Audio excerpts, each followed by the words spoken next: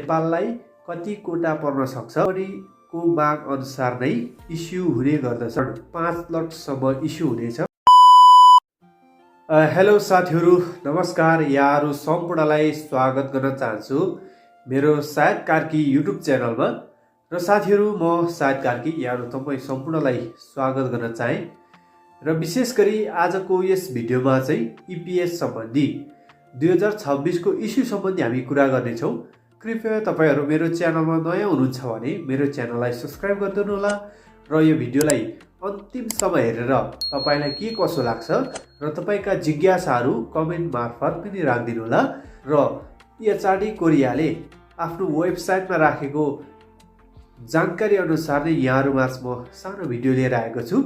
र 2026 को इस्यु पनि 2025 चाहिँ 5औं चरण 5 लाखसम्म इस्यु हुनेछ। डेट पनि तोकिसकेको छ र 2026 को पहिलो चरणको इस्यु चाहिँ हाम्रो 2026 मार्च 4 तारिकबाट 10 तारिकसम्म चाहिँ हाम्रो इस्यु हुने प्रक्रिया चाहिँ डेट पनि सार्वजनिक गरेको छ र कोटा पनि सार्वजनिक गरिसकेको छ। र नेपाललाई कति कोटा पर्न सक्छ भनेर आफैले अनुमान लाउन सकिन्छ। एचआरडीले र इपिएसले नेपाललाई चाहिँ यति कोटा हो भनेर चाहिँ कहिले पनि कोटा निर्धारण गरेको हुँदैन। कम्पनीको माग अनुसार नै इस्यु हुने गर्दछ। र 2026 मा पनि कोटा 2025 को भन्दा धेरै कम आएको छ। र अब कामको अभाव कति पर्छ कोरियामा, त्यही अनुसारले नै हाम्रो इस्यु पनि बढ्न सक्छ।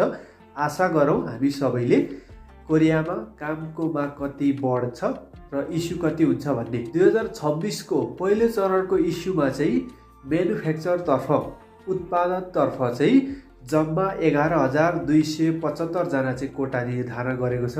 त्यो चाहिँ सम्पूर्ण राष्ट्र जम्मा 17वटा देशबाट चाहिँ कोरिया कामदार छिराउने गर्छ भने 17वटा देशलाई 11,000 भाग गर्दा पनि कम्तीमा नेपाललाई आफैले अनुमान लाउन गर्दाखेरि चाहिँ 900,000, 1200, 1300 सम्म इस्यु हुन्छ भन्ने आशा गरौँ।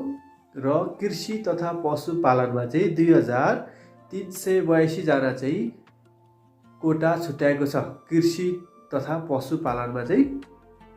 त्यसैगरी माछा मार्नेमा चाहिँ 1,495 जना सम्पूर्ण राष्ट्रबाट कोटा छुट्याएको छ।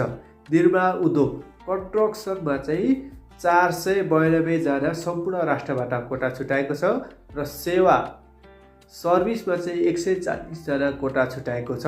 र 2026 को पहिलो चरणको कामदार छनौटमा चाहिँ जम्मा कोटा 15,784 जना चाहिँ सम्पूर्ण राष्ट्रबाट कोटा छुट्याएको छ। र सम्पूर्ण सेक्टरमा चाहिँ म्यानुफ्याक्चर, पशुपालन, कृषि उद्योगमा चाहिँ, कन्स्ट्रक्सनमा, सर्भिसमा गएर जम्मा टोटल सबै सेक्टरमा चाहिँ जम्मा कोटा चाहिँ पहिलो चरणमा 2026 को पहिलो चरणमा चाहिँ 15,784 जना चाहिँ कामदार भित्राउने भनेर एचआरडीले आफ्नो वेबसाइटमा नोटिस पनि राखेको छ।